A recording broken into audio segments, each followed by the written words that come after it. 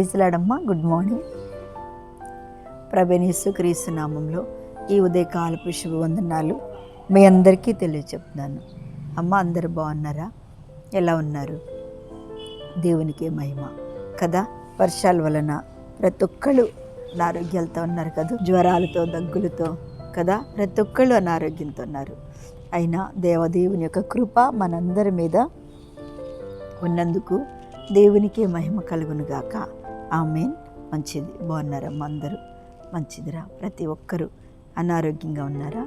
ఏదైనా మరి బాధ, దుఃఖం, వ్యాధుల్లో ఉన్నట్టయితే ఆదరించే దేవుని హస్తం ఎల్లప్పుడూ మనకి తోడుగా ఉంటుంది. ఆమేన్. మంచిది. ఈరోజు దేవుని యొక్క వాగ్దానం ఆదికాండం 39వ అధ్యాయము 5వ వచనాన్ని చదువుతున్నాను. అతడు తన ఇంటి మీదను తనకు కలిగినదంతటి మీదను అతని విచారణకర్తగా నియమించిన కాలము మొదలుకొని యెహోవా యోసేపు నిమిత్తము ఆ ఐగుప్తీయుని ఇంటిని ఆశీర్వదించెను. యెహోవా ఆశీర్వాదము ఇంటిలోనేమి పొలములోనేమి అతనికి కలిగిన సమస్తం మీద ఉండెను. దేవునికే మహిమ కలుగునుగాక. మనము ఈరోజు దేవుడు మనతో ఒక వ్యక్తి గురించి మాట్లాడుతున్నారు కదా. ఎవరు చెప్పండి? యోసేపు గురించి. ఆయన ఎంతవంటి మనకు ఆయన చరిత్ర అంతా తెలుసు. అవమానించబడటము, తర్వాత సరసాల అనుభవము, పాపం నుంచి పరిగెట్టడము, ఇవన్నీ తెలుసు. కానీ చివరికి చూడండి, దేవుడు చేసిన వాగ్దానం కానీ, దేవుడు చూపించిన కల కానీ, దేవుడు పిలిచిన పిలుపు కానీ తప్పకుండా దేవుడు కానొక దినమున మన శ్రమ తర్వాత, లేదంటే దుఃఖము తర్వాత, ఆ వేదన తర్వాత తప్పకుండా దేవుడు మన యొక్క జీవితంలో ఈ కార్యాన్ని ఖచ్చితంగా ఆయన చేయబోతున్నాడు. అదే చేసి చూపించాడు. చూడండి, చివరికి వచ్చేసరికి యోసేపు గురించి చక్కటి మాటలు. అతడు తన ఇంటి మీద కలిగిన రాజు, ఐగుప్తు రాజు ఏం చేశాడట? ఇంటి మీద సమస్త అధికారమును యోసేపుకి ఇచ్చేశాడు. ఇచ్చినాక అతడు తర్వాత ఇక్కడ అంటున్నాడు, కర్తగా నియమించిన కాలం మొదలుకొని యోసేపు నిమిత్తము ఐగుప్తిని ఇంటిని ఆశీర్వదించెను. యోసేపు నిమిత్తము ఐగుప్తిని ఇంటిని ఆశీర్వదించెను. చూడండి, దేవుని బిడ్డలరా, దేవుని వాగ్దానంతో ఆశీర్వదించబడిన బిడ్డలు ఎక్కడికి వచ్చినా, ఎక్కడున్నా, వారు ఏ ఇంటికి వచ్చినా ఖచ్చితంగా ఆ ఇల్లు దీవించబడుతుంది కదండి. యోసేపు ఆ ఇంట్లో ఉండటం వలన, ఎవరు? ఫరో ఇంట్లో ఉండటం వలనంట ఫరోని, అతనికి కలిగిన సమస్తమును దేవుడు ఆశీర్వదించాడు. మనం అనుకుంటాం, దేవుని బిడ్డలు, దేవుని సేవకులు, ఆశీర్వాదము వాగ్దానం ఉన్నవారు మన ఇంట్లోనికి వచ్చినట్టయితే తప్పకుండా దేవుడు మనలను బహుగా ఆశీర్వదిస్తాడు. మన ఇల్లు దీవించబడుతుంది, మన కుటుంబము దీవించబడుతుంది, మన పిల్లలు కూడా దీవించబడతారు అని చెప్తూ ఆయన అన్నారు, ఆ ఇంటిని ఆశీర్వదించెను. యెహోవా ఆశీర్వాదము ఇంటిలోనేమి పొలంలోనేమి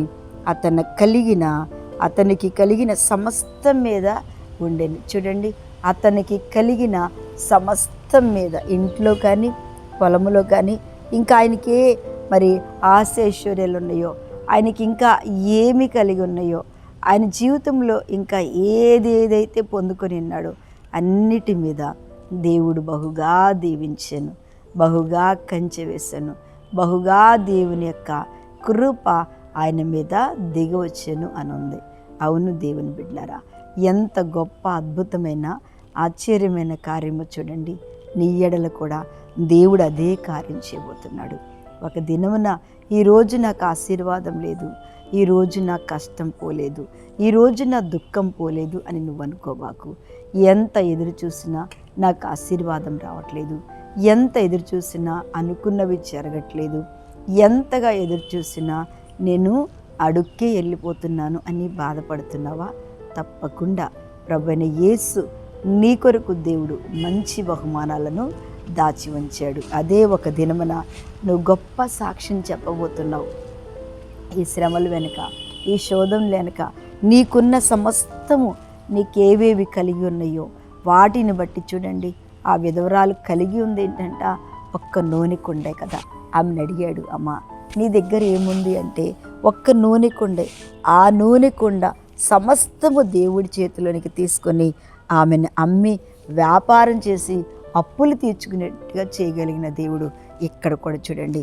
ఆయన ఉన్న అంతసేపు ఈ పొలంలో కానీ దేనిలోనైనా కలిగింది నిజమే. నువ్వు కొంచెమే కలిగిందా, తప్పకుండా దేవుడు నిన్ను అది ఎక్కువగా ఆశీర్వదించబోతున్నాడు.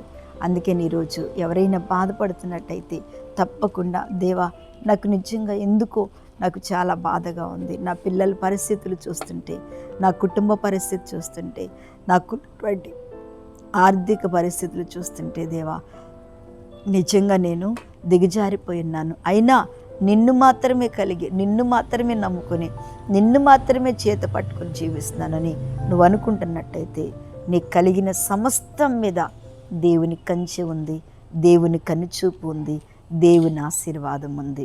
ఆమేన్. నిజంగా నీ బిడ్డ ఈ వాక్యం వింటున్న మీ అందరి జీవితాల్లో ప్రభు ఈ దినమున ఇది నెరవేర్పు చేయబోతున్నాడు.